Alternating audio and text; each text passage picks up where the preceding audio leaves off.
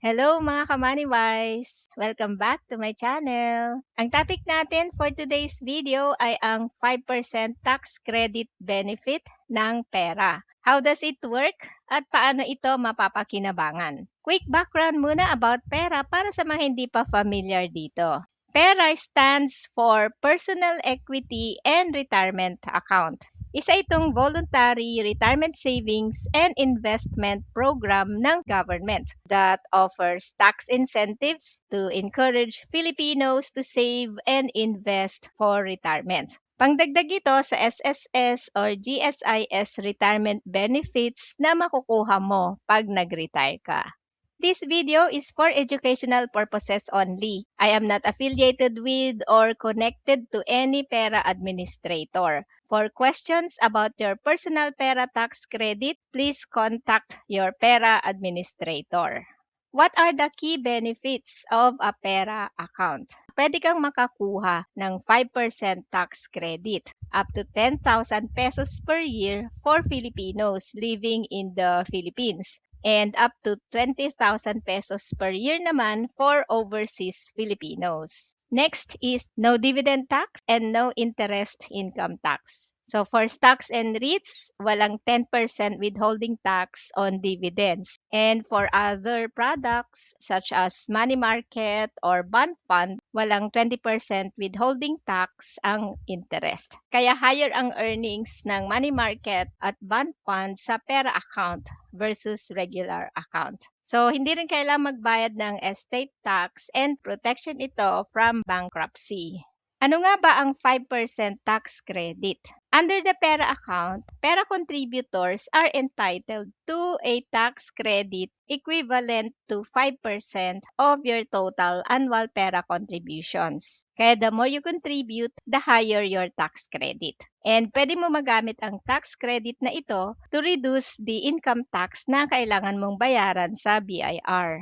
For example, pag nag-contribute ka ng maximum annual contribution na 200,000 pesos, makakakuha ka ng tax credit na 10,000 pesos. For OFWs naman, ang annual contribution limit is 400,000 pesos, which means yung maximum tax credit na pwede mo makuha ay 20,000 pesos. You only earn the tax credit in years when you actually make PERA contributions. Pag wala kang contribution for the year, wala ka ring makukuhang tax credit. Take note, ang 5% tax credit ay hindi cash. Tax benefit siya that may be applied against your eligible tax liability. Ang source of income mo ay pwedeng manggaling sa business, employment, or both business and employment.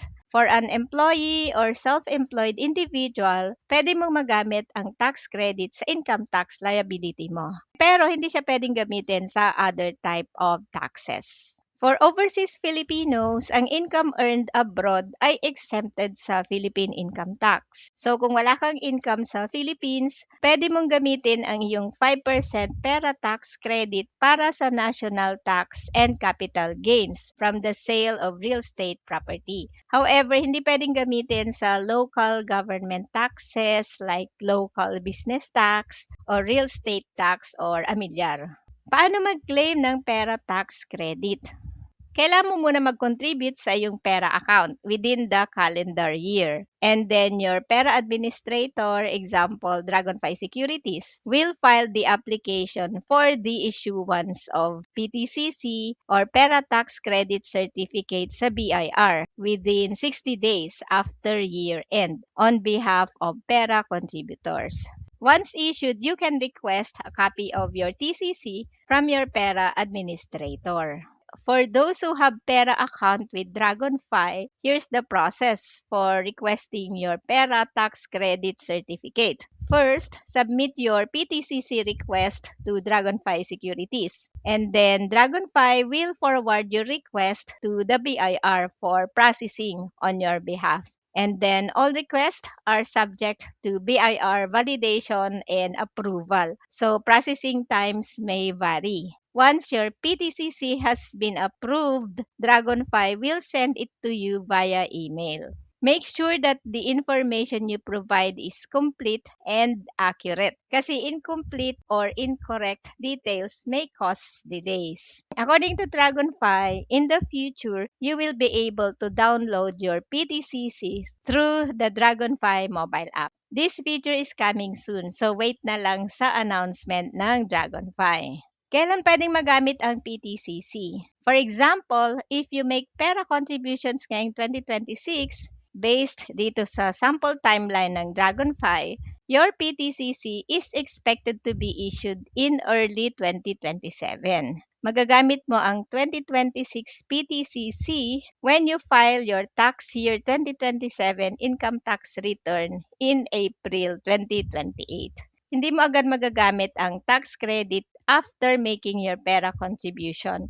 Merong waiting period before the PTCC is issued and becomes available for use during your tax filing. Ang PTCC ay valid for 5 years from the date of issuance. So, hindi mo kailangang i-rush kasi you have plenty of time to use it. Unused credits after 5 years will expire. If you're an employee, you need to provide a copy of your Pera Tax Credit Certificate to your employer through HR. And then your employer will reflect the amount of tax credit indicated in the Pera TCC in the annual year-end adjustments. Pag self-employed ka naman, you can file your income tax return together with your Pera TCC with the appropriate RDO or Revenue District Office. Ang tax credit ay makakatulong na mabawasan ang income tax na babayaran mo sa BIR. For overseas Filipinos na may babayarang income tax from business or kailangang bayarang national tax, file your income tax return together with your Pera TCC with the appropriate RDO. Pwede bang i-refund o gawing cash ang Pera Tax Credit? The answer is no. Ang tax credit ay non-refundable at hindi rin itong pwede i-convert into cash. Hindi rin ito transferable. It's a tax benefit. Ang purpose niya ay makatulong na mabawasan ang income tax na babayaran mo sa BIR. Isa pang kailangan malaman ay kung anong mangyayari sa iyong Pera Tax Credit Certificate kung magwi-withdraw ka ng pera before the allowable withdrawal period. Kung nagamit mo na ang iyong Pera TCC, this will be included sa computation ng early withdrawal penalties. Pero kung na-issue na yung TCC at hindi mo pa ito nagagamit, pwede mong isurrender sa Pera Administrator para ma-cancel at hindi maisama sa withdrawal penalties. Kaya kung balak mong mag-withdraw at hindi mo pa nagagamit ang iyong TCC, makipag-coordinate ka lang sa iyong Pera Administrator. Pwede mo lang ma-withdraw ang pera without tax and penalties upon reaching the age of 55 and having made qualified contributions for at least 5 years. Ito ang tinatawag na 55 and 5 rule. Kailangan ma-meet mo ito para wala kang penalties and tax pag nag-withdraw ka. So ano mangyayari if you withdraw your pera too early? Kung mag-withdraw ka ng pera investments mo bago mo ma-meet ang requirements, considered siya na unqualified early withdrawal. Halimbawa, hindi mo pa naabot ang age 55 o na-reach mo na ang 55 pero wala ka pa ring 5 years na qualified pera contributions. Tapos, withdraw mo na ang investment mo. Merong penalties. 20% penalty on the gross income earned from the withdrawn investment. And then kung nagamit mo na ang 5% pera tax credit, mafo-forfeit din ito. Kung lugi ang iba mong pera investments, hindi pwedeng gamitin ang losses na yon para mabawasan ang penalty. Unqualified early withdrawal will terminate your pera account. So full withdrawal siya, hindi pwedeng partial withdrawal lang. Pero hindi lahat ng early withdrawals ay merong penalty.